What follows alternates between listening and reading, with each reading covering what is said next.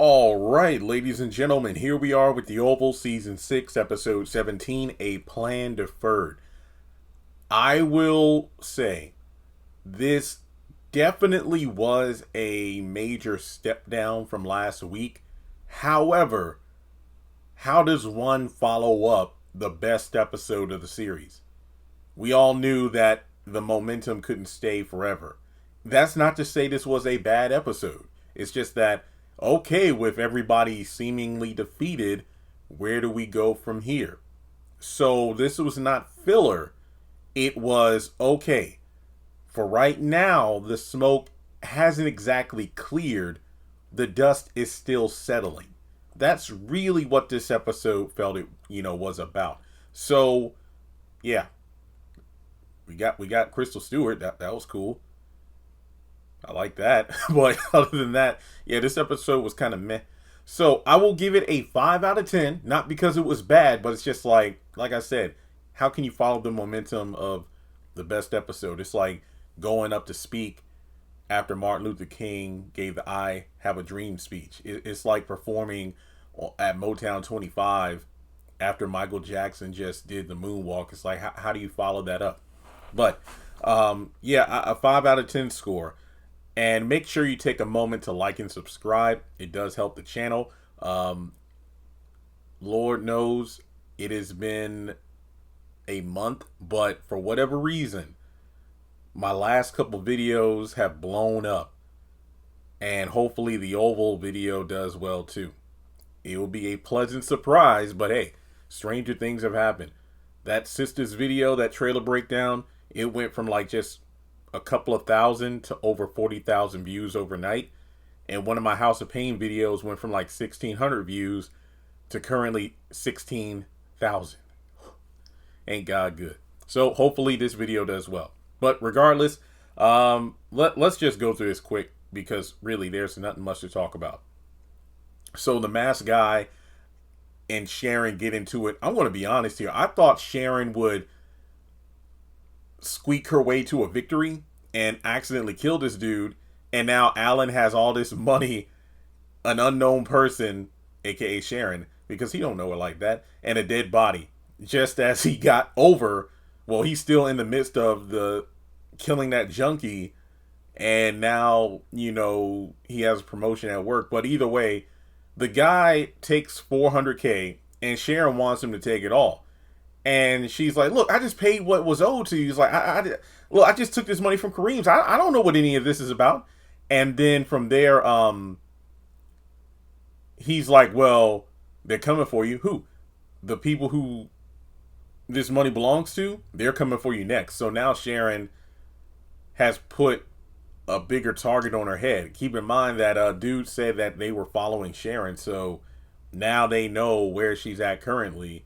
And for Alan's sake, hopefully, she goes somewhere soon.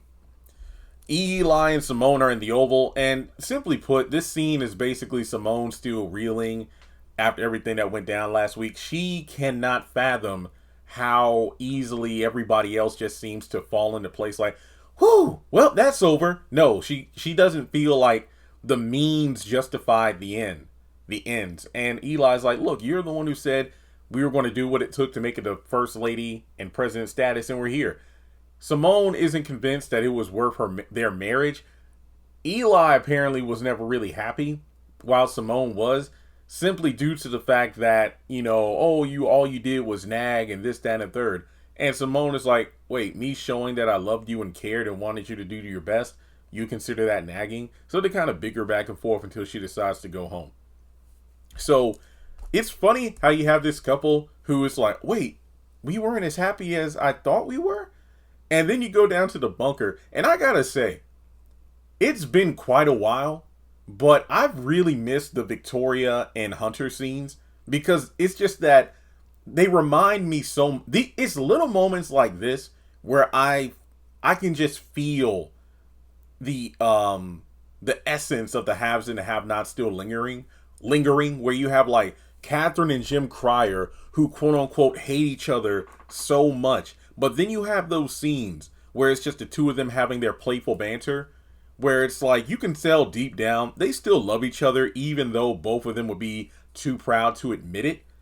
But honestly, I enjoyed the scene. But simply put, it's like, I can't believe you tried to hang me. Oh, well, I had some fun with that. And then, Hunter's like, well, what about you making it so I couldn't walk? So, yeah, they just have some playful banter. And, but Hunter does ask a real question, like, so what about your dad? When is he going to step in and do something?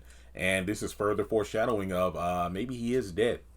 So from there, that's when Alonzo brings Jason down and puts him in the cell with Hunter. And he and Victoria go back and forth all the while Hunter is telling him, son, stay away from her. Because Victoria wants to get her hands on Jason, as quickly as possible. It's like, you tried to kill me. Oh, no, that was your father. No, that was your mother. And then they, recount the whole cancer patient and this, that, and the third. So from there, we go over to Sam, Max, and Bobby. They talk about, the hostile takeover. And really, like I said, this episode is discussing, characters discussing where do we go from here? They mentioned a DOJ and building a plan. Okay, what do we know about Alonzo? Is he on our side? We need to get surveillance in that bunker to know exactly what's going down at all times. So from there, we go over to Dale calling Alan from his new office. And I got admit, it looked cool seeing Alan at that desk for a change, just because we're so used to him being Donald's lackey and everything. But he's calling to see hey, so what time are you getting off work? I don't know, Dale. Oh, well, I just wanted to know when I needed to pick you up. Well, actually, I don't need to have you pick me up because I got a new car and a promotion and extra security. Oh, wow, that's great. So yeah, now I'm going to need you to leave the apartment as soon as you can. All right. So what's up with you and that new car and all that money and everything? Oh, well, I just told you Miss Nancy bought it for me, and she was really mad at the time with her husband. But yeah, I don't know what you got going on, Dale, but yeah, you need to get out fast. Okay. So after that, that's when we have Rachel come in, and she pretty much tells Alan, well, actually, you're my boss now, kind of, and I just wanted to make sure what happened last night doesn't really impact our professional relationship, even though I really enjoyed what we did. And Alan is kind of distant, but basically we know why he's acting the way he is, because he's still shaken up over killing that woman. And not to mention, now he has this whole new position that he has to, get accustomed to. So Rachel says, well, okay, well, I hope we'll talk later. It's like, yeah, we'll talk later. We'll talk. Matter of fact, you call me. And after that, we go over to, what, let's just talk about, Lily comes into the office to talk with Alan, just say, hey, you look good at the desk, and sorry for everything, aka that time she tried to, seduce Alan, which I probably would have fell for. But yeah, she essentially just wants to see if everything is good and to see if Donald had any leverage or blackmail on him. And honestly, if I were Alan in this situation, I probably would have said something, because given that Donald is locked up and whatnot, and yeah, this would have been the time to say something. Alan has always had this thing. Well, to be fair, given his track record in the show of everything he's experienced, it's understandable why he would feel he couldn't trust everybody or certain people. But given the fact that your former boss and everything got apprehended, or confined to the bunker and whatnot, along with Kyle, your harasser, now's the time to kind of show, okay, you know what, this is the winning team for the time being. So if I let them know, if there was ever a time I can get potential leverage out of Donald's hands and into mine, it would be this. So yeah, I would have said something. So after that, we go over to Sam visiting Nancy at the police station, and Nancy's just freaking out. Sam pretty much has a come to Jesus moment, aka letting Nancy know how this is going to go down. You either shut your mouth about Richard or else. That's really what it boils down to. And I loved it because when she's going off on Sam, it's like, you either calm down or I'm leaving right now. No, I'll be fine. And if you talk, it's over. You're going to piss off the wrong people. Oh, okay, I won't say anything. And then he goes in on her about having an affair with Richard's dad, which, yeah, right on. Tell her, Sam. But then again, it's like, if what we found out about you lately, Sam, is actually true, then you really have no ground to stand on. But then again, who cares about that? Because this is a show where hypocrites thrive. Now, he makes it seem like she's going to be in here for a while. Basically, you'll stay in here until you learn your lesson. I won't talk. Honestly, Sam, I would not let her out. Not just anytime soon, but she's probably only saying what she feels she needs to say in order to get out. Because let's be real here. This is a Nancy who's semi-sobered up. And we know as soon as she gets a couple of glasses in her again, she's going to go right back to shooting that mouth off. But my question is, what's going to happen when Priscilla comes by later that day with that lawyer? So we go over to Alonzo giving Eli an update in the Oval about, the Franklins being in the bunkers downstairs. And simply put, he's like, well, I put Jason in Hunter's cell. Put him in Victoria's. But she tried to kill him, sir. Oh, I know. We need him scared. So what if she tries to kill? That's just another charge against her. Do we keep an eye on him? No. Basically, hey, YOLO. He died once, right, and came back. It's not like he can do it again. So let him have at it. Have at it. So from there, we go over to Constance Waters being introduced. Turns out that she is very accomplished. She's a clinical psychologist. She also does a lot of PR. And let's be real. She's so good at what she does that as soon as she steps in, Eli offers her the position of press secretary, which she immediately turns down. Oh no, I got my own firm. Essentially, I got my own stuff going on. And Eli asks if she knows about what's going on, and it's like, I got a basic of rundown of what's been happening.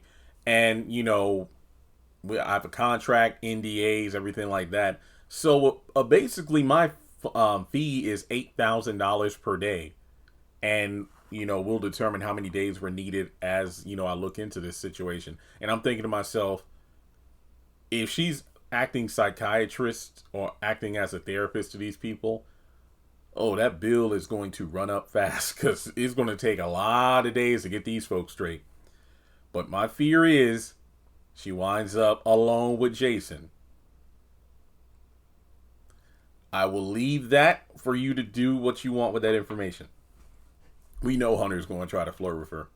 Now, also, Eli's like, I don't know if I want to sign a contract. Look, I got a lot of potential clients right now, and I came here because Priscilla asked. Wait, you didn't come because I asked you to? No, I did it for Priscilla because, hey, I voted for your opponent. Oh, okay. So he's like, where do I sign? And then from there, we go over to Alonzo putting Jason in Victoria's cell.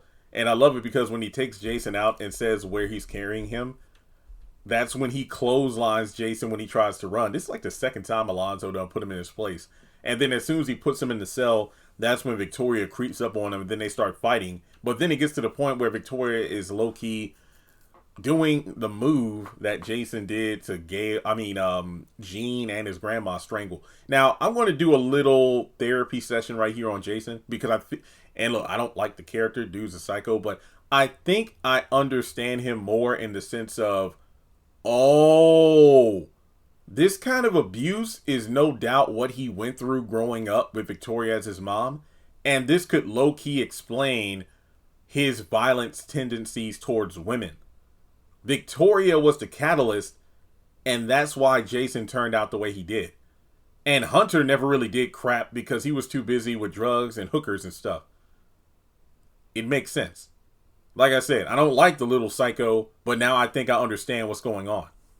Now, the last scene, the scene before this, I don't really have much to say. It's Donald and Kyle in the same bunker. Turns out Donald actually admires Eli because of the fact that he understood. He played me. He thought I thought he was like a weak calf, but he's just a strong bull. He feigted us, and now he's taking the kingdom.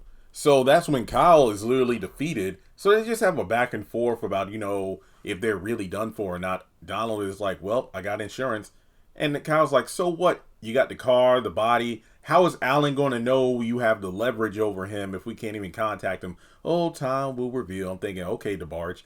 And that's when he says these people aren't built for this. Essentially, if the shoe was on the other foot, the opposing side would be torturing and stuff like this. But Eli and his team aren't cut out for it. So it's only, a matter of time before things unfold. And Donald said the best way. He's like, do you really think this is over?